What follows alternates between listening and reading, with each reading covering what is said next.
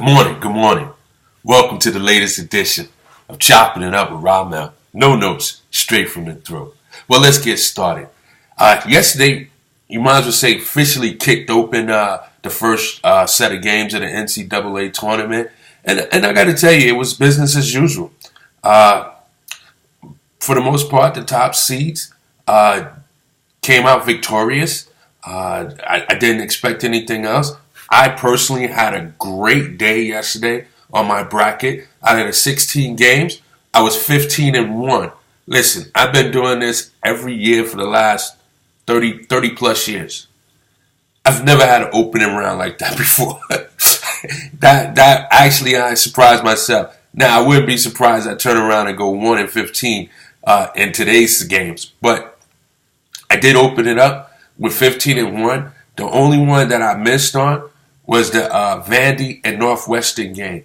Let's speak about that. It was Northwestern's first trip ever to the NCAA tournament, and they won. I mean, it is what it is. They won the game. They beat Vandy. They beat Vanderbilt. And here's the thing: you had Bryce Drew, the head coach of Vanderbilt. I thought maybe his experience would overshadow Doug Collins' son. Doug Collins' son as a head coach at Northwestern. I thought the lights would be too big for Northwestern, being that it was their first time there. But they were victorious, and you gotta give credit where credit is due. It was led by Brian McIntosh. He scored 25 points. So good win for Northwestern for their first time there. They played like they belong, and they came away with the win. So good for them. But again, I hit on everything else. I even hit on the only two upsets that there was. I took number 11 Xavier to beat number 5 Maryland, and I also took number 12 Middle Tennessee to beat Minnesota. I went into the tournament thinking that the Big Ten is down. I don't like really much of their teams. I don't think that their teams is going to do too much advancing. So I went with Middle Tennessee, and I also went with Xavier for the upsets, and they were. There was one nail biter. It opened up the day yesterday, and that was Notre Dame. You know, they were expected to beat Princeton. But one thing about Princeton, I think from a mindset, when other schools play Princeton and the NCAA, they think they're playing the lawyers of tomorrow and politicians of tomorrow, and they're playing the scholars. And these young men probably are going to be that, and they are the scholars that I'm describing. But they're also athletes. And I think from a mindset, teams don't realize that they're playing other athletes. And I think when Princeton and Harvard are in the tournament, I believe they're tough outs for that simple reason. I think the mindset of the opposing team are that these are not McDonald's high school All-American, but what they are smart athletes.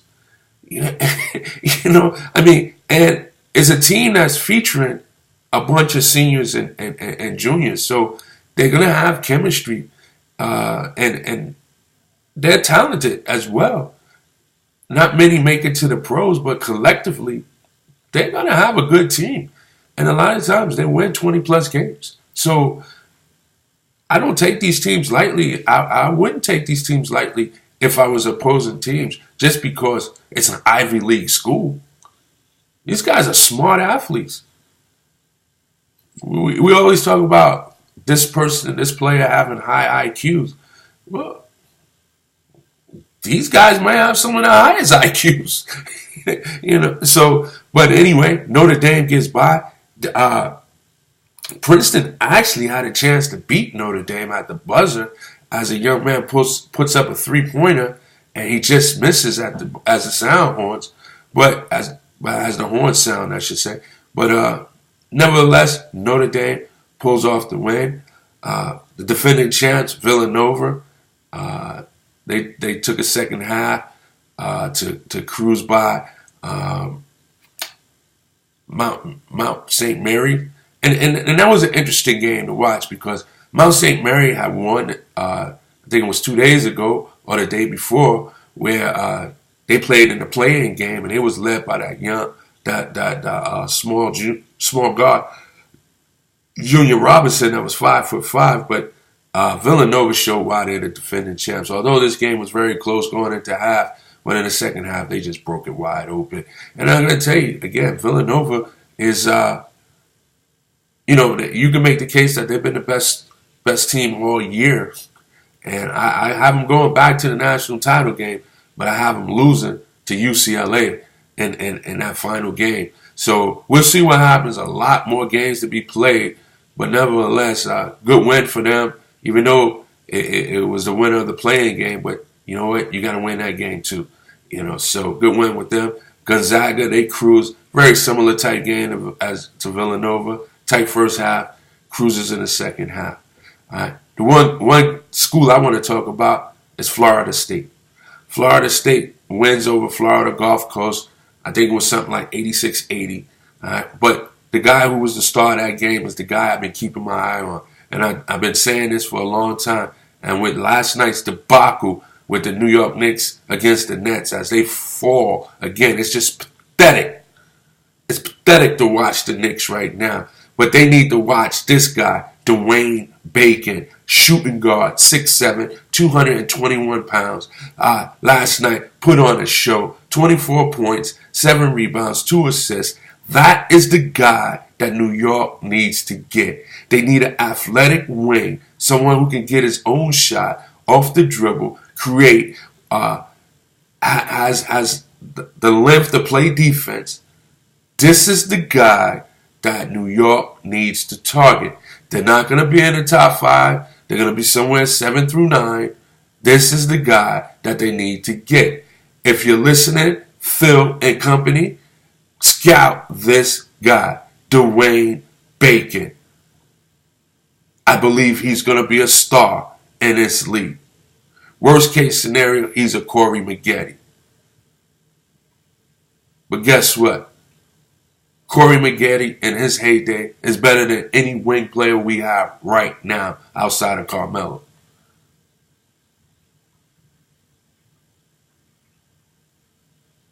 Dwayne Bacon. Remember that name. Butler wins. Virginia Tech wins. I mentioned Gonzaga wins. Purdue wins. Florida. Now, that's a team to watch out for. Got a good look at Florida last night. They got this kid over there. I think his name is Devin Robinson. Yeah, Devin Robinson. Oh, this guy was all over the place. Just all over the place. They had some guards. I can't think of their names. Number 0 and number 5. And then they had the guy come off the bench and some speedy guards, good handling. Devin Robinson was like the finisher on that team. Man, they got a nice little balanced attack. Florida could go a long way. This is a team that can go a long way. You know, when you think of the SEC these days, you think of Kentucky only. But Florida represents itself very well in the SEC. Remember, they last 10 years, they probably have 2 championships. Yeah, this is a team that you better keep an eye on. Florida. They played extremely well yesterday. Played extremely well. Look for them to make a deep run in a tournament. But we got another set of 16 games today. There's going to be some winners and there's going to be some losers. So sit back if you have the fortune, as I had yesterday, to be home to enjoy these games. Well, do so. Because it's always entertaining. These guys, these young men, they're playing like they're on an interview. Like this is it. There's no tomorrow. My hat goes off to them. They give you everything that they got. There's going to be some cheers and there's going to be some tears. And unfortunately, that's what it is in the one and done system. But it's definitely entertaining. Definitely entertaining. Before I go, I want to touch on the NBA real quick. Kevin Love returned to action yesterday as Houston beat up on Utah Jazz. I believe he played 20 minutes, had 10 points, and maybe 9 rebounds. So Cleveland is beginning to round back into form. They're getting the band back together. I think once they're fully assembled, especially with the signing of Larry Sanders, if he has any game, we don't know what he looks like in the last 2 years, but Cleveland is definitely getting back in his shape. They're going to be a tough out. They're going to make a run for it. So look for that. Golden State returned to form yesterday as Klay Thompson had 21 first quarter points, finished with 29 as they just roll past Orlando Magic. I think this was the type of game that Golden State needed to maybe get back into some form. You know, they needed to get over the shock that Durant is not there. And I think this was the perfect game for that. And I look for them to start returning back to their form with this blowout win that they had last night. But if we're going to talk NBA, the storyline has to be Russell Westbrook. As he notches another triple-double. What can this guy can't do? He's clearly MVP. He's clearly MVP. He possibly might have a shot at home court advantage in the first round. The guy is simply amazing. Toronto has been reeling. They're not the same team without their general, Kyle Lowry, but still, it's Toronto. And for Westbrook to go in there and notch another triple-double, get the win, it's just phenomenal what this guy is doing. I'm out of words when it comes down to this guy. He just continues to amaze me. He's putting a lock on the MVP. He's making OKC a scary first-round opponent for anybody. If they should falter and fall to the 7th spot, does San Antonio or Golden State really want to see them? Do they really want to see them? I don't think so. I really don't think so. And they're getting healthy again. Cantor is back. Oladipo is back. Taj Gibson is fitting in nicely. McDermott is still trying to find his way. But the team is rounded into form. Unbelievable what we're watching, guys. Unbelievable.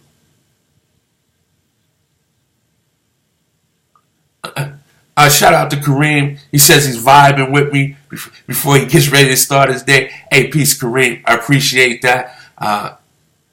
Appreciate that you always tune in. And I don't know if you guys don't know, whenever I talk boxing, I make sure I tag Kareem because Kareem definitely is, as someone who has some history in boxing, when we was kids growing up, he turned pro and he had a pro career. He was very successful as a boxer. I mean, for us, he was our Sugar Ray Leonard. I just gonna keep it real. You know, we were young at the time, and we looked up to him. He was a little older than us, and then later on, you know, he gained knowledge of himself and became who he is. And I know I was one that went to him for teachings. So I appreciate Kareem. He always tunes in. But whenever it comes down to boxing, a lot of times I lean on him. I try to get his attention, try to pick his brain through Facebook, see what he can offer me. And he told me not to sleep on Jacobs this weekend, and I agree. I'm not sleeping on Jacobs, Kareem. I'm just a Triple G fan. The only person right now that I would go against Triple G on is if he fights Canelo. I'm a huge Canelo Alvarez fan. I was lobbying for him to beat Floyd. But other than that, yeah, Triple G, until he gets beat, that's my guy. Him and Canelo, but I respect what you said. And I do agree. I think Jacob can win the fight. But I think Triple G is going to be victorious. But that's going to do it. Before I close, I just want to say to the Knicks, what a pathetic season this was. What a pathetic effort last night. Dolan This is not the time to play good owner. This is the time to go out there and do what any owner would do. And that is fire Phil Jackson. Get rid of Phil Jackson. He has destroyed anything that the Knicks was trying to do over the last couple of seasons. He's been a horrible hire. Get rid of him. On that note, I see you guys in 24 hours. Peace and blessings. Have a blessed day.